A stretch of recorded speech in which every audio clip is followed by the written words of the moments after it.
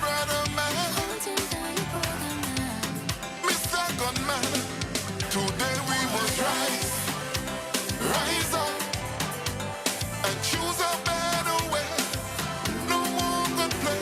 We must rise up, talk out our differences, so we can live and let live. No more war, no more war, so we can live and let live. Put down the guns, no more killing. Protect your culture with love and unity. One big family. Let's find back that happy place before it's too late. Children dying, parents crying, sisters killing. Who's gonna protect our children? Don't cherish the value, so you'll take another life. True black people, let's rise up and choose a better way. No more gun play. We must rise up, talk out our differences, so we can live and let live. No more war, no more war, so we can live and let live. Put down the guns, no more killing.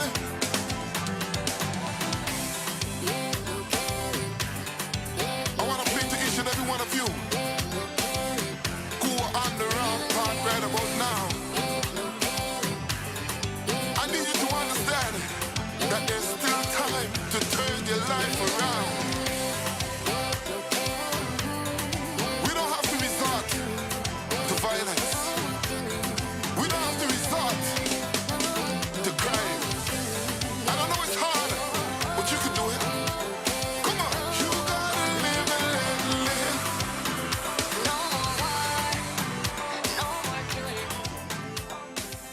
You gotta live and let live.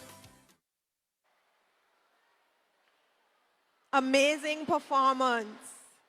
We thank the Nouveau Royal Dance School for such an energetic presentation of the theme song, Rise. Now, let's give a warm round of applause to the New Testament Church of God Steel Pan as they render an item. Warm round of applause, please. Thank you.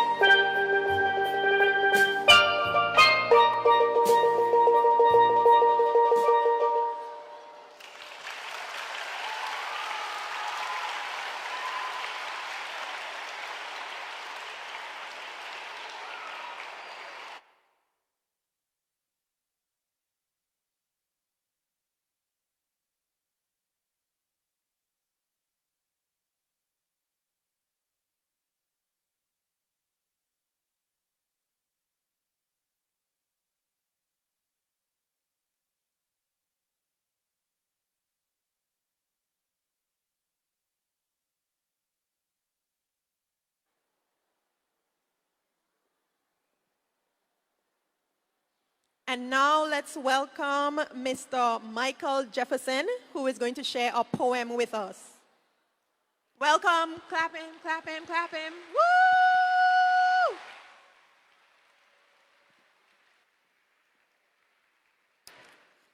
Woo! Good morning, everybody. Looking for my little sister. She's supposed to be out there somewhere. But hi, Dominique, wherever you are. When I was invited to come and share a piece at this event, I also think this is amazing movement going on right now.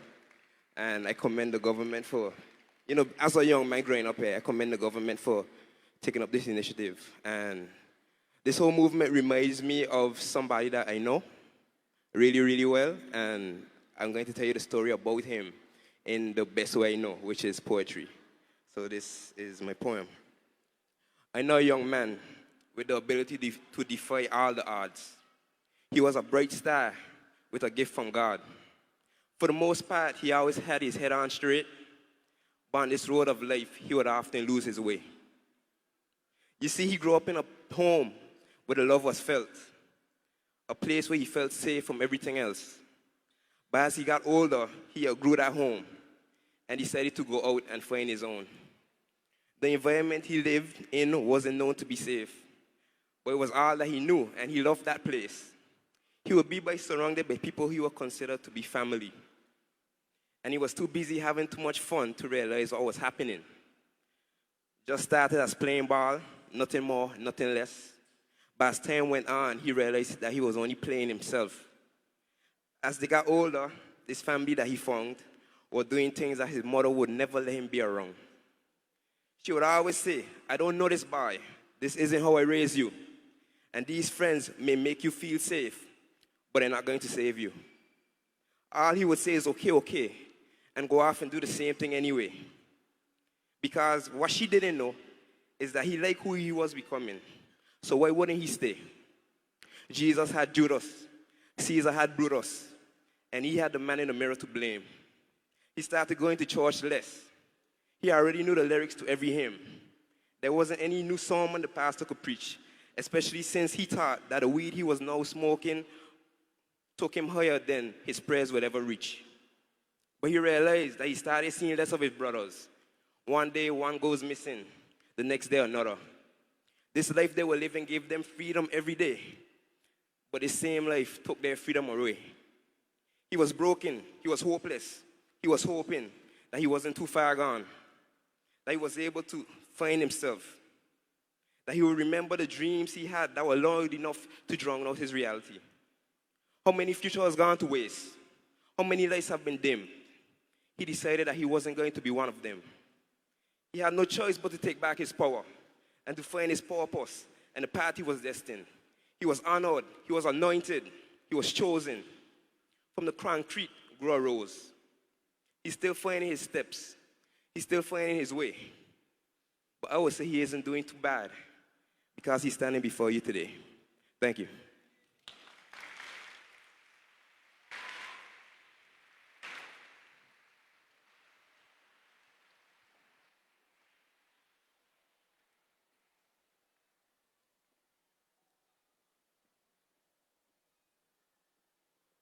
Pillars standing tall.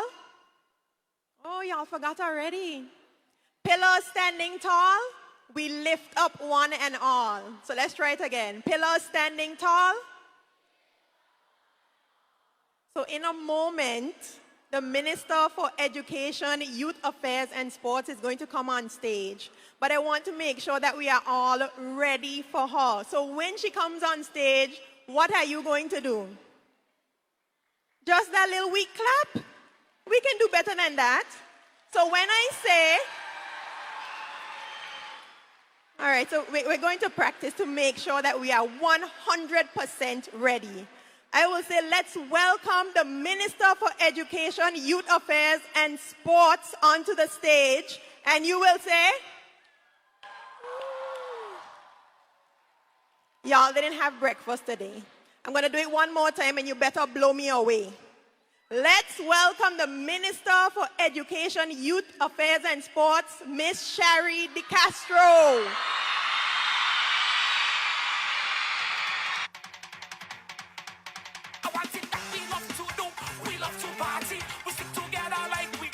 Cause we love to party. Just like a moving train, nothing to stop we. And anything gets in we way, we move it swift. Only hand on the wheel and swerve. Swerve. Swerve. Swerve. Two hands on the wheel and swerve. Swerve. Swerve. Swerve. Tell them we reach. And they should join in. We doing this one. For I be passing. Cause we love festival. Enjoy all carnival. Good morning, everyone. Good morning, good morning. You love that song, don't you? All right, let me hear it one more time. Good morning, everyone. Good morning and welcome to the Anti-Crime Summit. Let me take this opportunity to acknowledge His Excellency, Governor, Acting Commissioner, Honorable Kairima, I see you there, CEO, and all principals, teachers, education officers, most importantly, students of our primary schools across the territory. I'm happy to be here with you this morning. I just want to take this opportunity to welcome you.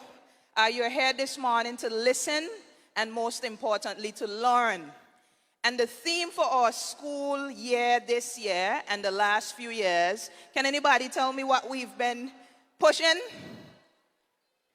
Full steam ahead. So I'm going to use the mandate of full steam ahead in the context of this anti-crime movement. So I want you to engage with me a bit. So STEAM, we know, usually stands for science, technology, engineering, arts, and mathematics. But today we're going to use a different acronym for STEAM. Are you ready? All right. So S. S stands for speak up. Okay? Can you repeat that with me? Speak up. Speak up. Don't remain silent when you see someone doing something wrong. Go to a trusted adult, your teacher, your parents, someone that you can make aware so that they can ultimately help you. So that's the S in STEAM. Speak up. The T is treat others with respect. Repeat that after me. Treat others with respect.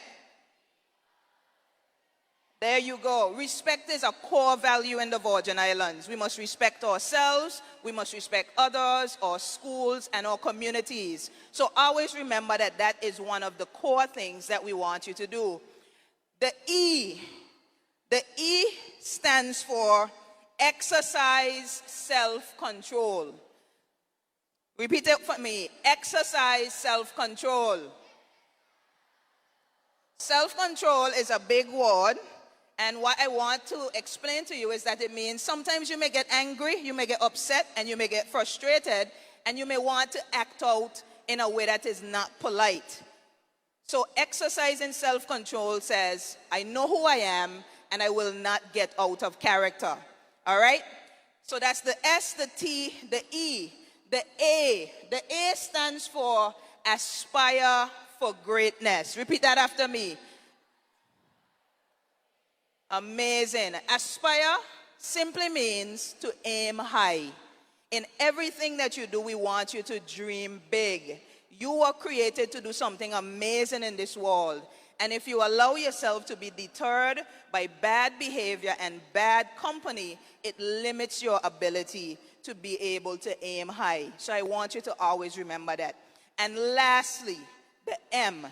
It stands for make good choices. Repeat that after me. Yes, the choices you make today will impact the future that you have tomorrow. And so if you make good choices today, you will have a strong future tomorrow. And the Virgin Islands needs you. So the theme, speaking about the pillars of the village, using those 5 STEAM approaches, I hope you will remember them as you journey throughout this event, but even more so as you go back out into your schools, as you go out into the community. Remember that in every sense, we are moving full steam ahead. So we will speak up, right? So I'll say the 5 of them, and I want you to repeat them after me before I close. Speak up, treat others with respect, exercise self-control, aspire for greatness, and make good choices. God bless you all, and let's continue to move full steam ahead. Thank you. No more war. BOS twice. Bounce the beat, smudge. Put down the guns. Choose good over evil. Black people, let's rise. Rise up and choose a better way. No more gun play. We must rise. Rise up. Talk out the differences so we can live and let live. No more war. No more war. Say thank you to the Honorable Minister for bringing those words of welcome and encouraging all of you today. Before I move on, I have a lost phone. There's a cute baby on it. We're wearing a Tommy Hilfiger shirt, a maroon shirt, and he's wearing a chain. So if you dropped your phone, you can collect it from me backstage. Students, do you know why you are here today? No clue at all. I'm seeing a lot of people shaking their heads no. I see a few yeses. We're coming to the meat of the matter now. Now is your time to use your voices. We want to hear your ideas and your stories. And to lead this segment, I'm going to invite Mrs. Desiree Flanders Harrigan and Mr. Roberto Robbie Smalls. They're going to lead us in an interactive discussion. So I hope you are all ready to speak to them, to hear what they have to say, and to learn. Pillar standing tall? We're getting there, we're getting there. So let's welcome Mr. Roberto Smalls and Mrs. Desiree Flanders Harrigan. We must rise. Rise up. Good morning. Good morning, students. Wow, good morning, good morning. Good morning, students. How are we this morning? Awesome. Are you guys excited to be here? Awesome. So I am honored, or we are honored, to have Mr. Roberto Robbie Smalls with us this morning. And he came all the way here just to talk to us about the importance of saying no to crime. Because we're here at the Anti-Crime Summit this morning, and we want to give him a nice BVI welcome. So let me hear you. Welcome, Mr. Roberto, with us this morning. No, that doesn't sound like a BVI welcome. Let's give him another big BVI welcome. All right. That's a little better. All right, Mr. Roberto, how are you? Nice. I'm good. How has the visit been so far to the beautiful BVI? Welcoming. It's been real welcoming. Okay, good. Great So to we're be going to jump right into our discussion this morning. But before we get there, I just want to give a little background history for the students to be more aware of who you are before we get into our questions, okay? Okay, Mr. Small once had a bright future as a pitcher in baseball. But his promising dream was interrupted by choices that led him to prison, pain, and tragedy. What makes his story so powerful is not just where he went wrong, but how he turned his life around, moving from pitcher to prisoner and now to mentor. He is here to share with us a message of redemption, the impact of choices, and the value of second chances. Welcome again, Mr. Small. Thank you. Thank you for having me. All right. Okay, can you tell us a little bit about your childhood? Okay. Well, I mean, growing up in the St. Thomas Virgin Island, I went to elementary school, Corwin Terrace Elementary School. And looking at you kids now, I see myself, through you guys, same, everything, quiet, laid back, reserved. And let me ask anyone in here a question. Right now, at this 4th to 6th grade, do anyone see themselves going to prison? Anybody? Mr. Small is asking a question. Do anyone see themselves going to prison in their latter years, in their later years? Neither did I. Neither did I. Because for me, no kid is born bad or good. You're all just born innocent. And it's the choices that you make at this young age kind of determines your destiny. Like for me, I wasn't, everybody at this age, all my teachers, the whole community, the whole of the Virgin Islands saw nothing but promise for me. And just one day, my life changed for the worse, right? So for me, to you kids, I hope we could get the message across that you always got to think about tomorrow. You got to always watch the company that you keep, because the company that you keep will lead you astray, or they will lead you into goodness, right? So you got to choose wisely. Choose your friends, choose your friends, choose your friends wisely, all right? And I know something had to happen Yes. that led you to prison. But before we even go to prison, what were your aspirations as a young man? To be in the major leagues, to be in the Hall of Fame, I saw nothing else for myself but to be a baseball player. I wanted nothing else. I cared for nothing else. When I was in school, I excelled. I excelled in my grades, in my classes. I was doing good. I saw myself in the major leagues. So that was my only hope and dreams. But like I say, the streets, one day just stole my dreams. I cared nothing about baseball. I was more wrapped up and caught up in the excitement of the fast life in the streets, the fast cars, the fast money, the fast girls, or just the whole experience of the streets. Okay, so you're telling us that where you had a bright future ahead, Yes. society played a negative impact on you. I wouldn't say society in itself. It just basically, like I said, the company you The keep. company. Because, like, take for instance, like we got the elected officials in here now. The elected officials back in my days, they saw me and all my promises. So for me, I saw myself as a great disappointment. So that's why the rest of my days, I would like to live my life vicariously through not just these kids, but every kid.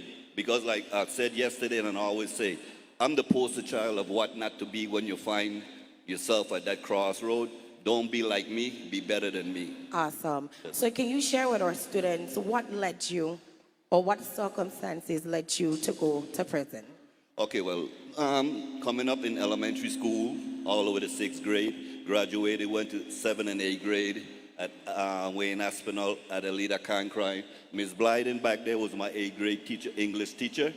And I could basically remember in 8th grade, everything was going good. Excelling in baseball, excelling in life. Went to 9th grade, September, beginning of the school year. My whole life changed right away. That's when I got introduced to the streets, to the corners, to the turfs. The high school was right across from the ghettos, now known as, or most commonly known as Pearson Garden. So all of my spare time was spent in the hood under the tree. And it's as God would have it, he gave me a chance, a second chance. And in December, I got a phone call to go to Piney Woods High School to play baseball. And I went in January. March came around. The first 5 games I pitched was no-hitters.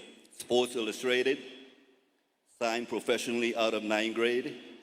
But like I said, in September, the streets had already captured me.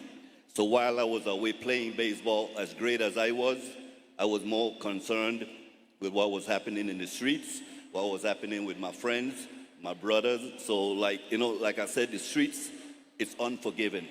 It swallows you up. They don't care. They didn't care about me, and they wouldn't care about you. So that's what's happened. I was on my way to greatness, and just in a matter of 6 months, my life went 360, turned upside down. And I just want you to give our students listening the reality check. Okay. What caused you to go to prison? Okay. Well, like I said, I signed professionally with the Chicago Cubs, 1988.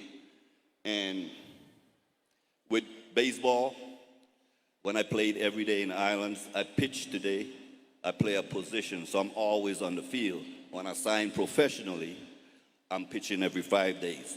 So them 4 days of idleness on the bench, I'm thinking negative. So when the season is over, I'm flying to wherever my brothers is at, and we in the streets. And in Atlanta, and one off season, I was riding in a car. My cousin Askia got killed.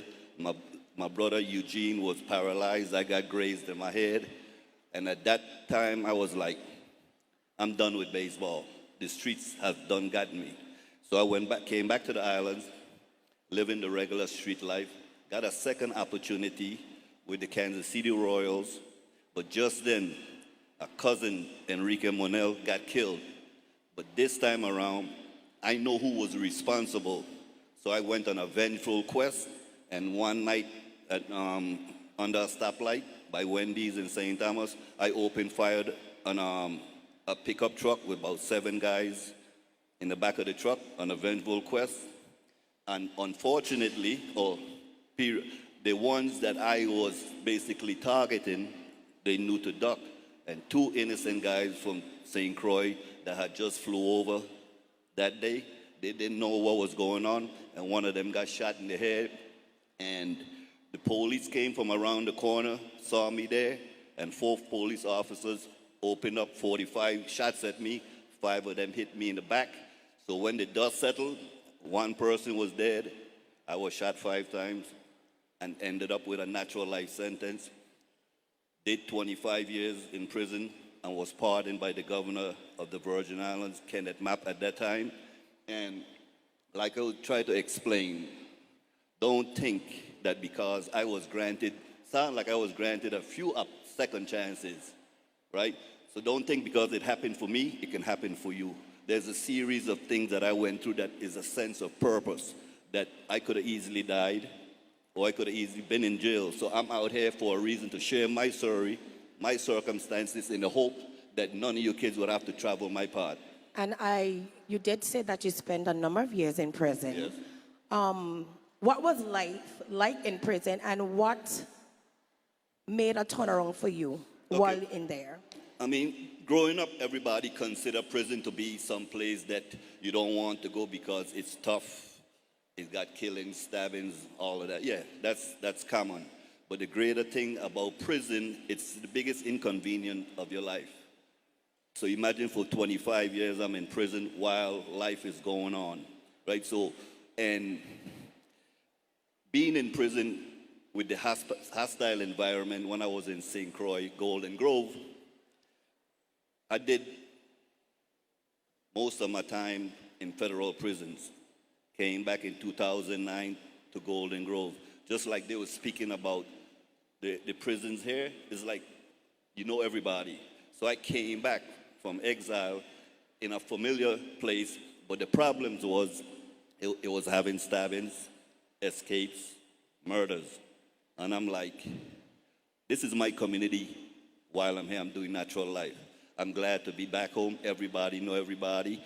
So then now I need to come up with ideas for myself and for others to make this environment less hostile. And I started to come up with different programs, basketball programs, bringing the Olympic team into the institution to play against us. I would go out and on furloughs and talk to the kids that open day ceremonies for the Little League, or furlough to go to the UVI to talk to the college kids.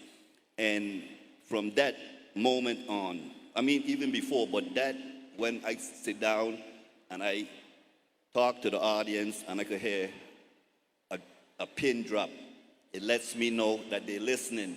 Because what I do is I don't like write out a speech. I just start with day one of my story. And my story's got so much chapters that I know each kid could relate to some part of my life. So I just try to share my story with them and have them use my situation and example for themselves.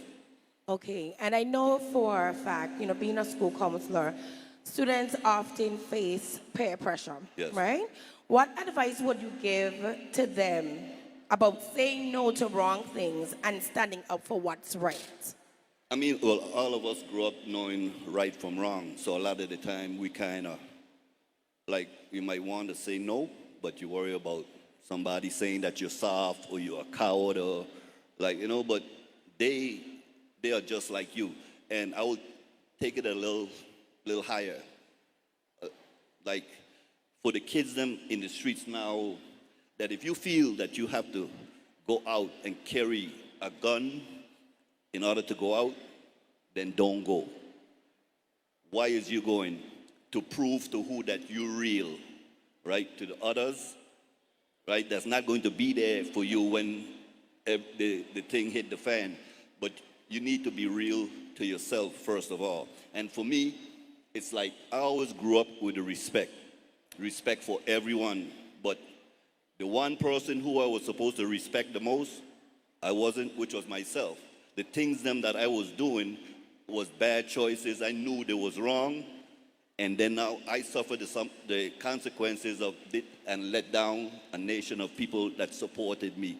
So then now that's my lack of respect to myself. So you have to have self-respect, and then now you go from there. And I love that because oftentimes I do say to students,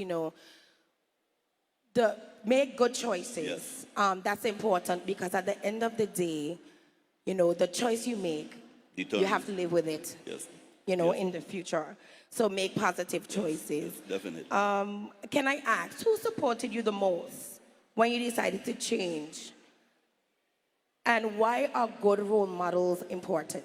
When you say change from bad to Change from bad to good. Yes. I mean, who was my greatest supporters was like, my sisters, my family, the core group of people that was there for me from day one. Those were the people that sustained and stayed with me every step of the way. And I'll say this, when I was in elementary school, junior high school, all my baseball friends, all of them succeeded in life, right? I was the only one that went astray. And to this day, while I was locked up, those little league friends remained my true friends. Okay. The friends that I picked up on the street, when it was time to pay the piper, I stood alone. No one was there to support me. So the friends them that you meet in the streets, you got to be skeptical because everybody is there for a reason. It's a motivation while you're out here, whether it's to make money, whether it's to use drugs, and they'll use you as a stepping stone in order to attain that. Okay. And I like that you say that your family was Yes. important Yes. or was involved in your life Yes. because that's something that I can say for some students is lacking and something that we definitely need to work towards in making, help mold our Yes, future children. definitely. How can small choices like being kind, solving problems peacefully, or helping others make the schools of the Virgin Islands safer and better? I think it's incumbent on all the kids because they spend more time around each other than the teachers or faculty or staff. So then now each one of the kids, like you might be the good kid in the bunch and you're the good kid in the bunch for a reason. You got to set everybody straight. Like, if you see your fellow classmate, whether a boy or a girl, going astray, pull them up and let them know that you expect better choices. You expect for them to make better choices because you're not going to remain and be sucked up or swallowed in with their negativity because you would go. So then now each one of them got to hold their friends accountable for their actions because you and all the other teachers won't be around when they need it the most. Yeah. Yes. Okay. If you could get back and talk to your 10 or 11-year-old self, what advice would you give? What? Say that again? If you could go back to your 10 or 11-year-old self, what advice would you give? I would say to myself, don't go left, don't go right, just go straight because left or right got obstacles irregardless. Just go straight. You know what your mother taught you, all that she have invested in you. And your family and everybody that supported me, like I felt that I disappointed. If I had just stayed on the straight and narrow and not been so easily influenced by the outside powers or the streets, I would have been a great individual. But let's say this. If I had excelled in sports, made it to the Hall of Fame. I probably would have had one of them big houses up there on the hill, and I wouldn't have been in here today because I would have been a success story. But all the circumstances, the ups, the downs, and turnaround is what empowers me now as an individual to share my circumstances and my stories with each one of these kids. And because they might not be the problem, but they like the ones them that's beyond our listening ears, the ones on the corners, these kids, they got older brothers and sisters that they could use my example and they could see it through them and offer them advice even at a young age. All right, Mr. Smalls, I want to thank you so much for being so open and, definitely reminding us and our children here, or the students here, about the importance of making right choices. So let's give done Mr. already? Smalls. We done already? I could talk all day. Well, these are the little babies, so we can't keep them here too long. All right. So let's give Mr. Smalls a round of applause Thank you, thank you, thank for you, sharing everyone. his story and being so open with us. I hope you could understand and take what I'm saying to heart. I know you all are nice and innocent right now, but wake up tomorrow with a positive mindset every day. Put your best foot forward, and success awaits you. All right? So students, contrary to what you may think, because some students do believe that, adults are grown big, and not that they were ever small. But Mr. Smalls talked about some choices he made, some bad choices he made when he was younger that caused him to go to prison. And he shared with us, how that impacted his life. So I want you to be brave. If there's any one of you out here who wants to ask Mr. Smalls a question, we have some education officers around with mics. Don't be shy. Go to the mics, ask your question. He is here, willing and ready to answer whatever concerns you have. Yes. Okay, I see a young lady here in the front.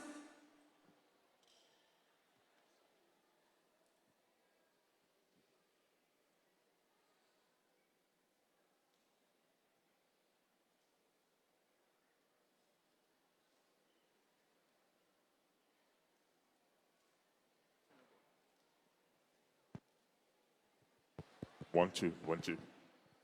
All right, let's go. Be brave. Ask your question. How prison was like? Prison is prison. It's all kind. It's violent. It's some place that you don't want to be. Like just imagine being in your closet for 23 hours a day and being let out in the living room for just 1 hour. That's basically prison. It's a lonely existence. Like you don't have no family members or no real friends there. So that's some place that, no sane person should want to end up. Only a crazy person wants to go to prison intentionally. So make the right choices, right? And none of y'all would end up there. That's a promise. All right, thank you. I'm seeing some more. There's a question right here. Have you ever made friends in prison? Yes, I mean, actually, not only myself, but, prison is someplace that kind of makes you better or it makes you worse. So I ran into, when I went to prison, I ran into people in my similar circumstances, meaning they was not bad kids, but they just made a bad choice and ended up in there. So, and we sit down, and some of my better friends to this day is guys that I met in prison, because I know there's no motivation for us being friends. We are at the bottom of the barrel. So, friends in prison, I had a few. All right. So we have another question. Just go ahead. From Francis Letson. How much time did you spend in jail and what did you learn? Sorry. What- Oh, wow. Wait, hold on. Why did he went to jail? I went to jail for murder, for killing somebody. Was sentenced to natural life. I don't know if you know what natural life means, but that basically means forever. But I was granted a second chance by the governor and was released after 25 years. So I did 25 years of incarceration. Okay, I'm seeing a gentleman right here in the blue. Go ahead. I'm Aiden and I'm Okay, Aiden. guys, we have to be quiet. so we can hear the question so Mr. Smalls can answer. Go ahead. I'm Aiden and I'm from Francis Letsom. And what's the food like from prison? That was a question yesterday. The a steak in prison, like the food is nasty anyway. But I'm just saying, even if you get a prime steak, right, and you prepare it in a restaurant out here, and you take it and you put it in prison, it don't have the same taste. Everything tastes and different. You don't like nothing while you're in prison. The clothes, the food, everything is nasty because your environment, your situation is where you don't want to be. So nothing in there is going to feel comfortable to you. All right, I'm seeing a question in the back. So when you were in prison, were there any people trying to hurt you or beat you up or no? No. I mean, because fortunately I came to prison with a name, or a reputation, not meaning bad, but like from good to bad. Like whereas I was somebody that everyone basically respected because of my life experiences. So I was somebody that fellow prisoners would turn to for advice. So just because of those kind of, situations kind of kept me out of harm's way. All right, so because of time, we're going to take 3 more questions. I have this young lady right here. My name is Layla. I'm from St. George's. How did the bed feel when you slept on it? I imagine sleeping on a 2-inch mattress. You feel all the steel. You wake up in the morning, your back hurting, you can't stand because it's just like basically sleeping on a concrete slab. There's no comfort in there. The pillow is this thick. So it's like, there's no comfort in prison. There's none. Okay, Miss Christian, I see you have someone over there. Did you miss freedom? Every day. I missed it. I missed freedom so much is because I had so much promise. So every day that I sat down in prison, I reflected on everything that I did in my past that got me in this situation. Right over here. Where? I, Okay. My name is Kimora. My school is Ines Adams Primary School. Why did you choose that life?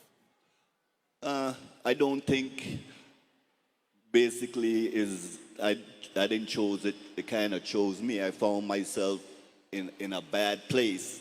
It's like basically is where you hang out, is the company you keep. Is like if you hang in with everybody that's doing bad things, eventually you're gonna end up doing the same thing. But before that, I was just a regular kid, just like you guys. All right, Mr. Smalls, thank you again. So students, I want you to take away key things from this conversation I had with Mr. Smalls. Make better choices. Choose your friends wisely. If your friend is telling you to do something wrong, okay, I'm seeing one more. Can we? Go ahead.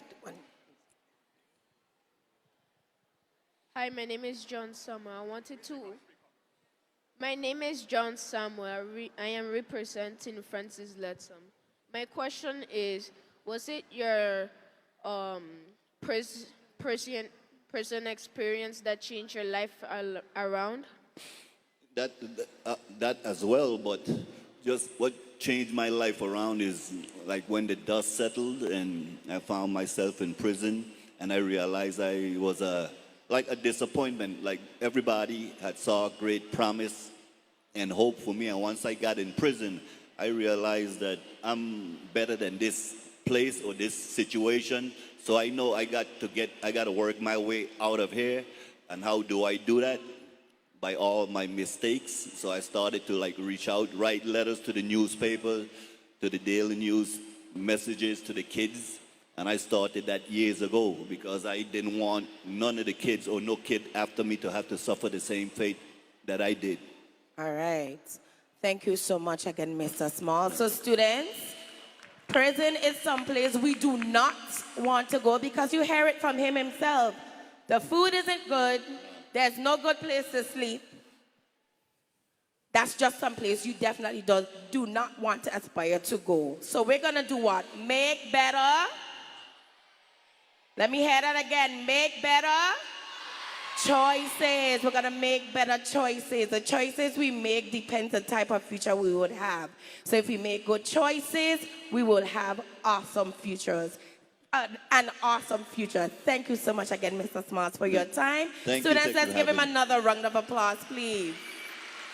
All right, thank you so much again. And what I really like is the questions that the kids are asking. It shows that they're really concerned about themselves and what to do and what not to do.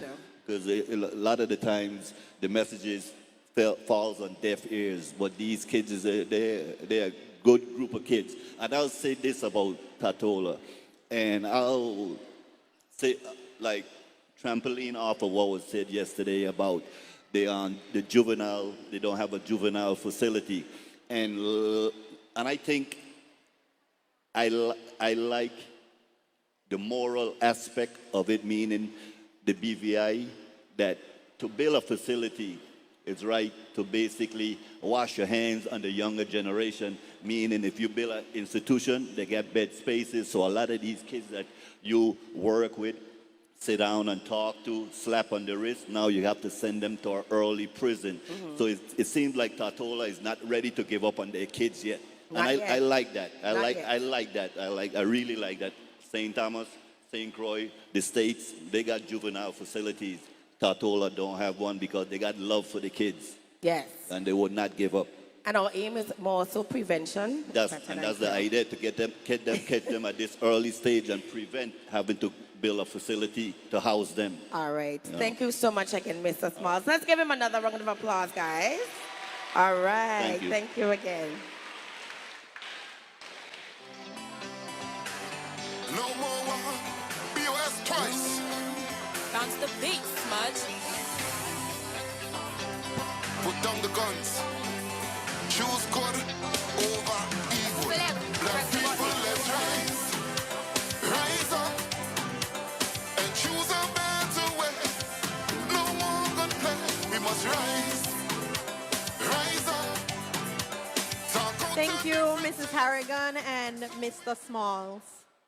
Now, students and teachers, you may know this better than me, but the schools were given a challenge to create a video proposal answering a question.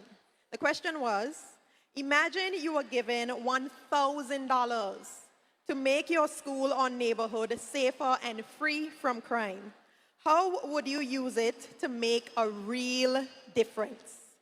The winning school will receive a $1,000 award to support school resources, beautification projects, or help to implement their winning ideas.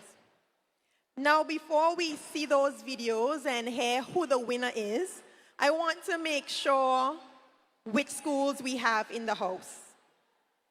So, Alexandrina Maduro, are you here?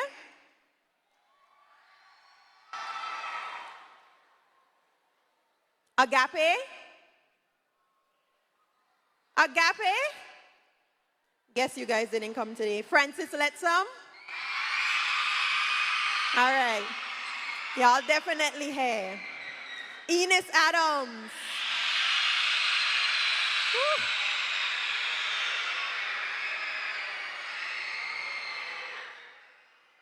The teachers in that school must need earplugs. Ebenezer Thomas.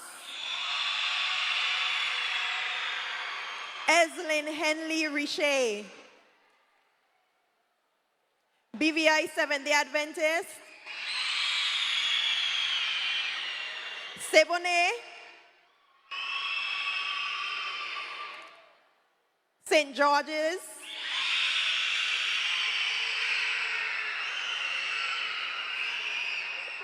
Leonora Delville. Ivan Dawson. Willard Whitley.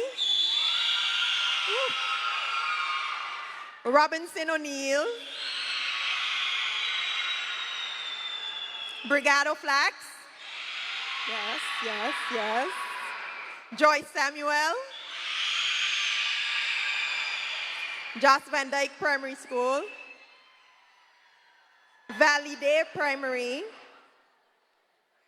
Valley Day, Cedar, Imagination Academy, Pelican Gate, all right, I see you, and Little Rainbow. Okay, sounds like most of you are here, most of the schools, so we're going to now take a look at those videos to find out who won $1,000. Brigado Flax Educational Center, Primary Division. He's sitting by himself. Let's not play with him. Yeah, I agree. He's all by himself. Why won't anybody play with me? I didn't do anything wrong. Y'all chillax. What y'all fighting about? I feel like somebody's following us. Me too. I think we can walk faster. Who will write this on the school wall? It makes the school look ugly. It's not just writing, it's damage. Bullying, vandalism, fear, conflict. These are problems we see in our schools and neighborhoods. When spaces are unsafe, children feel unsafe. But what if we could change that? With $1,000, we'll build a living anti-crime wall, painted with messages of peace and filled with QR codes linking to videos we create about solving problems without violence. It's not just paint, it's a wall that talks, teaches, and inspires everyone who sees it. A wall built by children for the community.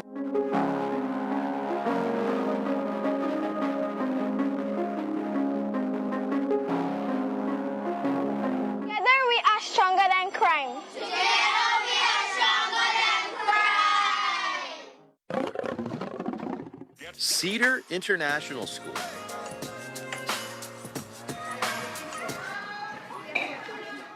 If you had $1,000 at the school, what would you do with it? My class will try and make this a place to reflect and cool down whenever you're angry. Okay. Then how would you make this space a safer environment? Hello, Cedar School here. We were set the challenge of imagining if we were given $1,000, how we could use it to make our school and community a safer place.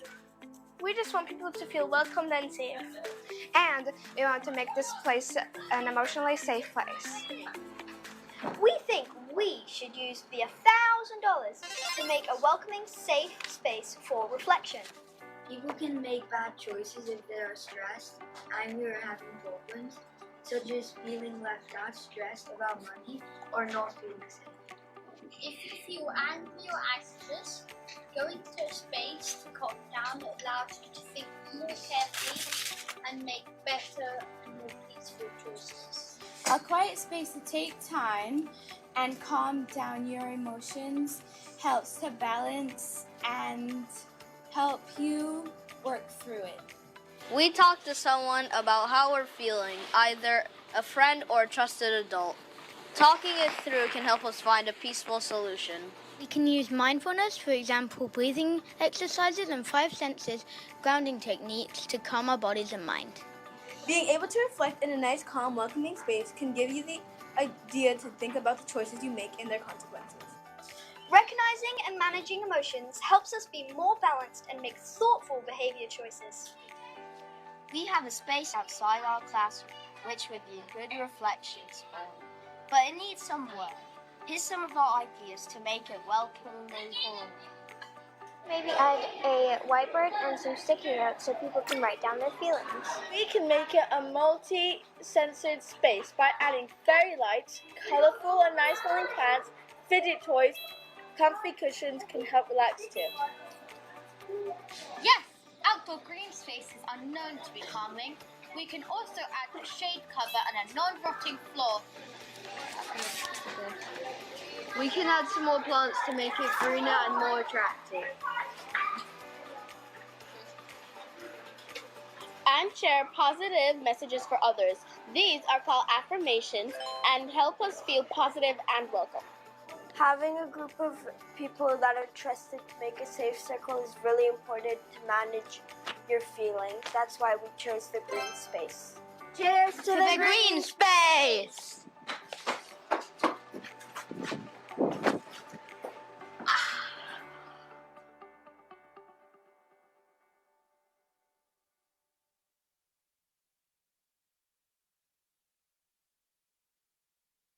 Enos Adams Primary School. Yes! Yes! Let's have a discussion on my BBA. My BBA, once known as Nature's Little Secret, but today it's called BBI Love. BBI Love! Yo, we're slow and crime seems to be on the rise. Rising burglaries, gun violence, drug trafficking, and so much more. Most of that, our families, communities, and schools are impacted day by day. It kids must come from my BBA. Let's stand united as the next generation from the Enos Adams Primary School. Period! Yes, united for our safer school. For I have a dream that $1,000 we can make a difference for my BBA. $1,000! Yes, $400 students can grow up social media with anti-crime ads like TikTok, Snapchat, Instagram. I'm talking about it! Yes, for $300 security improvements like sensor lights and cameras. Gotcha. For real, for $200 Safe Streets campaign. If you see something, say something. And also for $300 after school workshops on conflict resolution and making positive choices. Be the change you wish to see. Yes, for $100 community safety day to build trust between the community and law enforcement. A bond that should never be broken. So imagine $1,000 can really make a difference for all of us. My BBI is safer school for you and me. Clock it! Joyce Samuel Primary School. Imagine this. What if we had $1,000 to make our school and neighborhood safer, brighter, and stronger? What would we use it for? You know, Fiona, I really don't like walking home after school events. The streets are so dark and so many strangers hang around. My heart races. I just don't feel safe. I know. We can use part of the $1,000 to buy solar lights, so the streets will be brighter like Easton in the sunshine whistle. And now everyone will feel safe, and the parents don't have to worry anymore.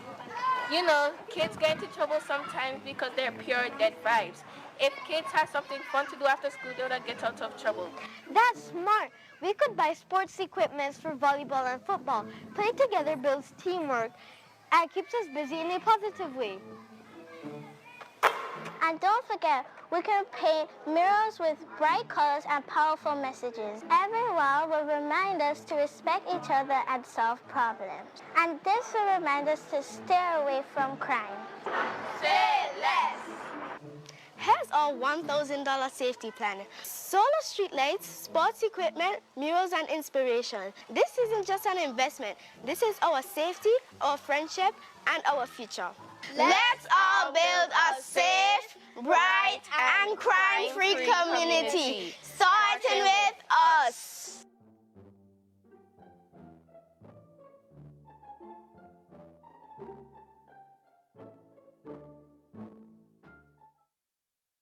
Leonora Delville Primary School.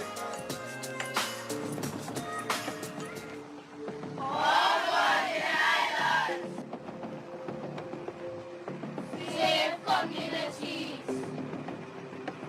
prosperous territories. We are the Leonora Delville.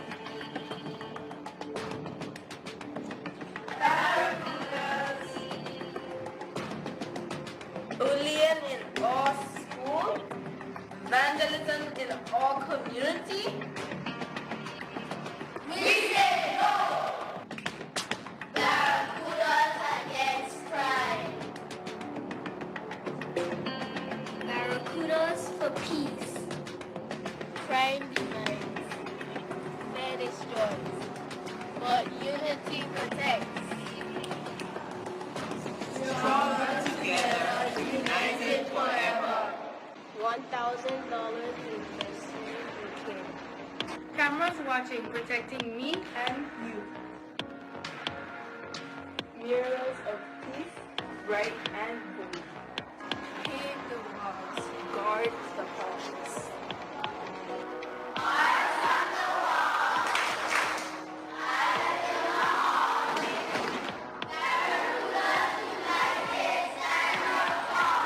Safety first for one and all.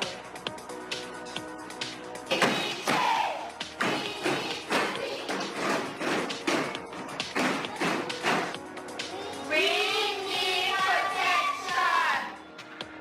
Protection for all Virgin Islands. Safe communities. Prosperous territory. Stronger together.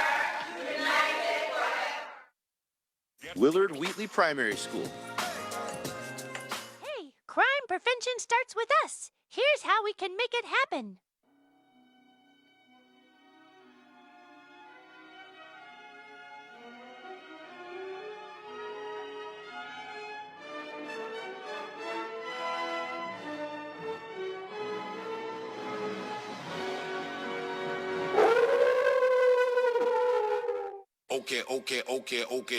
Okay.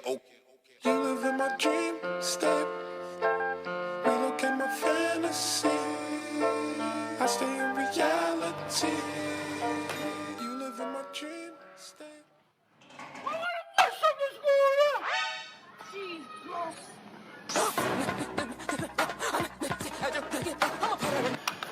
Lockdown mode. Intruder. Wait, the light on? Let me check the cameras.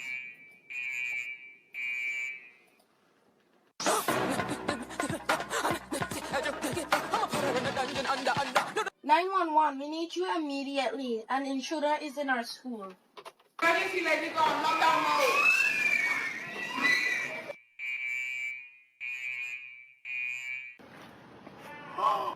You got camera there? Oh my god! A few moments later. That's the sound of the police. That's the sound of the beast. That's the sound of the police. That's the sound of the beast. You're under arrest. Do not use it. Hey, where are you going? Bad boys, what you gonna do? What you gonna do when they come for you? Bad boys, what you gonna do? What you gonna do when they come for you? When you were 8 and you had bad traits, you go to school and learn the golden rule. So why? Good morning, good morning. If you get hot, then you must get Guess cool. what I have here? What you gonna do? This is the check for the winning school. Who do you think won that $1,000 competition? Before I tell you who the winning school is, I'll invite His Excellency the Governor and the Honorable Minister for Education to join me on stage.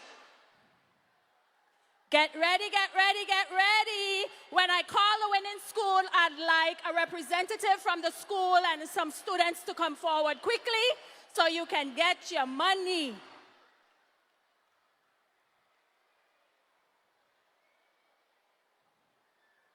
So I want to congratulate all the schools that participated in the competition. Give them all a big hand. It shows your innovation and creativity, and that's what we're talking about when we say going full steam ahead.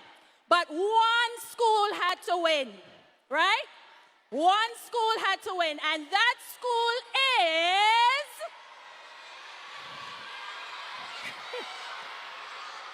The winner of the $1,000 challenge is the Willard Wheatley Wolves. Please come forward. Where's the wolf? We want the mascot. Where's the wolf? Mr. Wolf, where are you? The Willard Wheatley Wolves. Give them a big hand as they come.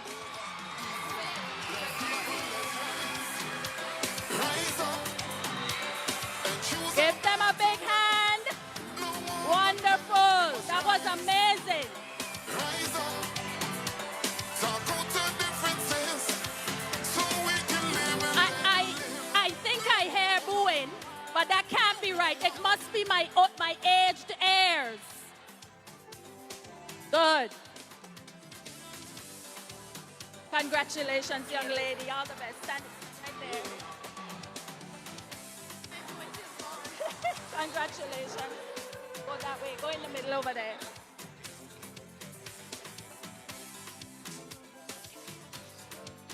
Did the mascot leave? He left? Oh, he must have had other pressing matters.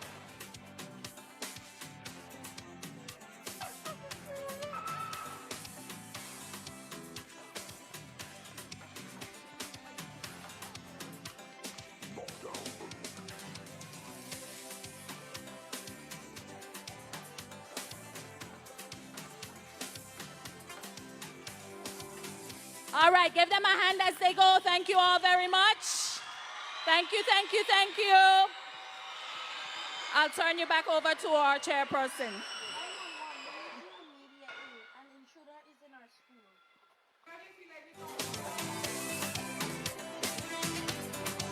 Congratulations to the Willard Whitley Primary School. We're to the end, guys. Are you excited to be going back to school? All right, on behalf of the Virgin Islands Anti-Crime Summit Committee, I want to thank you guys for your energy and your participation today. Before we go, I'm going to invite Mr. Hull, who is going to give us some instructions about leaving.